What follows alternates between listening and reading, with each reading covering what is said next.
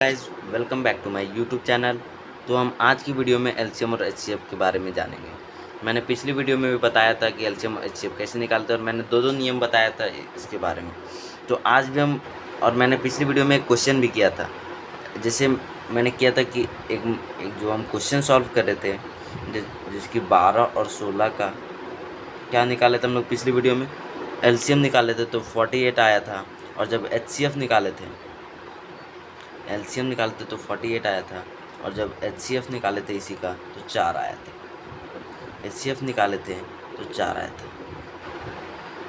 तो अब देखिए, मैंने जो क्वेश्चन पूछा था एलसीएम लोएस्ट कॉमन मल्टीपल और इसका जो था हाईएस्ट कॉमन फैक्टर, तो मैंने ये क्वेश्चन किया था कि जब ये डिजिट छोटा है, यही डिजिट का एलसीएम भी निकाल रहे हैं, एचसीएफ भी निकाल रहे हैं। जब ये डिजिट छोटा है तो इसकी जो मतलब आ रहा है, इसके नाम में जो आ रहा है हाईएस्ट कॉमन फैक्टर, ये क्यों आ रहा है?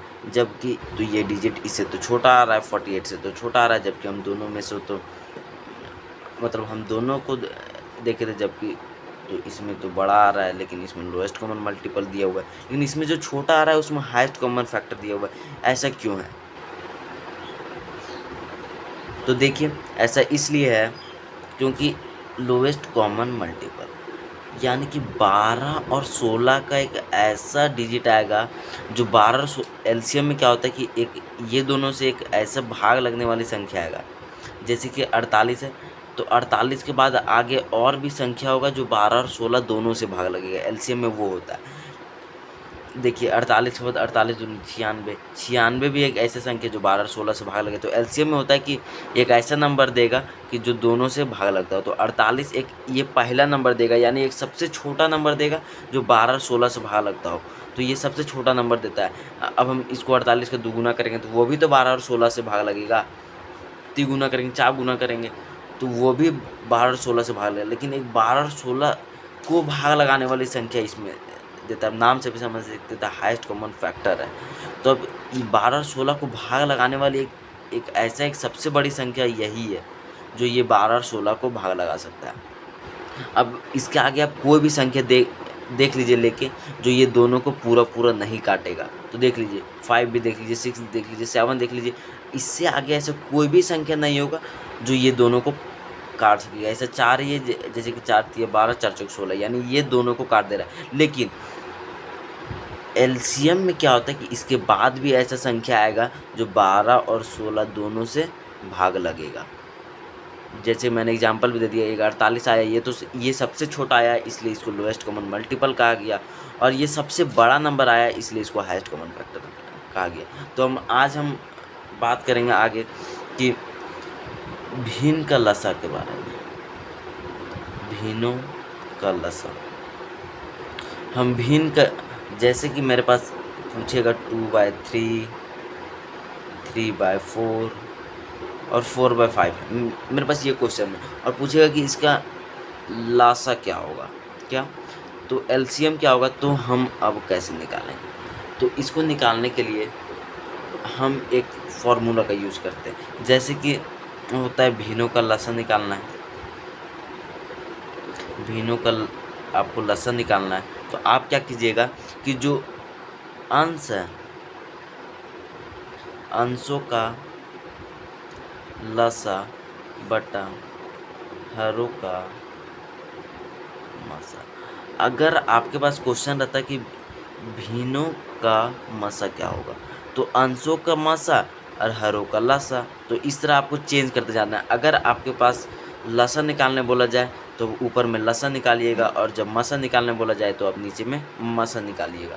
तो देखिए, हम इसी बेस पे इस क्वेश्चन को सॉल्व करते हैं। तो देखिए, जैसे अब मेरे पास क्वेश्चन 2/3, 3/4, 4/5 है, ठीक है।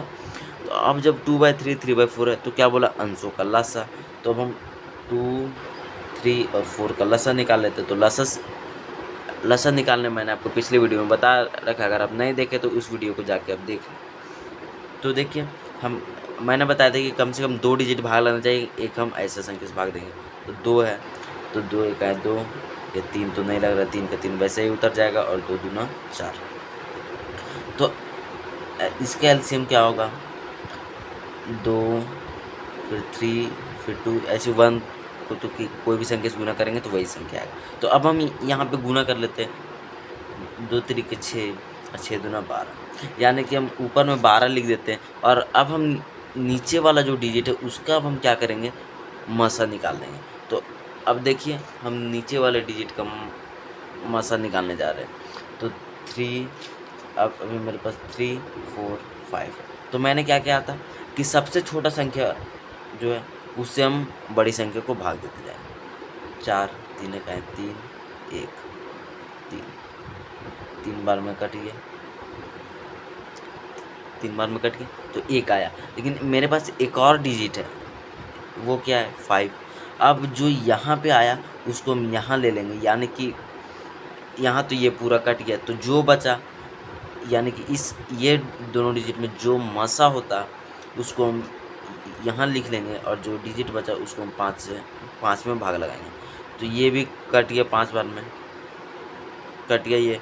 तो अब एक क्या होगा मसा, तो 2/3 3/4 और ये 4/5 का अगर पूछा जाए कि लसा क्या होगा तो 12 होगा।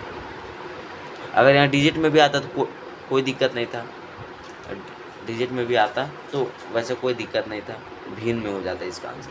तो अब देखिए हम इसी में से लसा भी निकालते। तो देखिए अब हम 2/3 3/4 और 4/5 का एग्जाम्पल लेते हैं। तो मैंने क्या किया था, जब लसा बोला तो अंशों का लसा और हरों का मासा, और यहाँ जब आपके पास मासा बोल रहा है, जब आपके पास मासा बोल रहा है तो अंशों का मासा बाय हरों का लासा, सिंपल, बाय हरों का लासा। तो अब हम अंशों का मासा निकाल लेने, यानी कि ऊपर वाले डिजिट का हम मासा निकाल लेते हैं 2 3 4 का। तो अब हम 2 3 4 का जो है वो हम क्या निकालेंगे, मासा निकालेंगे। तो 2 3 4 है, तो 2 से हम 3 को भाग लगाते हैं, तो 2 एकम 2 1।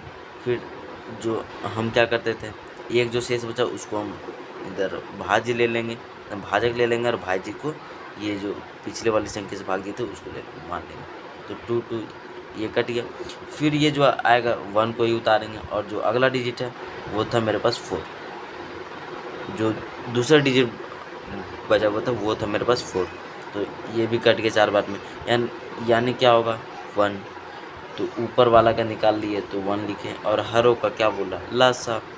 तो हरों का लासा निकालने के लिए हम क्या करेंगे, हर क्या था मेरे पास 3 4 5, देख लीजिए यहाँ पे 3 4 5 हर है, तो हम 3 4 5 का लसा निकाल लेंगे 3 4 5। तो ये तो ऐसे कोई भी डिजिट से भाग नहीं लग रहा, कोई भी डिजिट से नहीं लग रहा, तो हम इसको आपस में गुना कर देते हैं। ऐसे कोई भी 2 नंबर को ये ऐसे एक संख्या भाग नहीं लगा पा रहा है, तो हम ये दोनों को ये सबको आपस में गुना कर देते हैं। 5 के 20 20 दिया 7, तो 1/60 आंसर।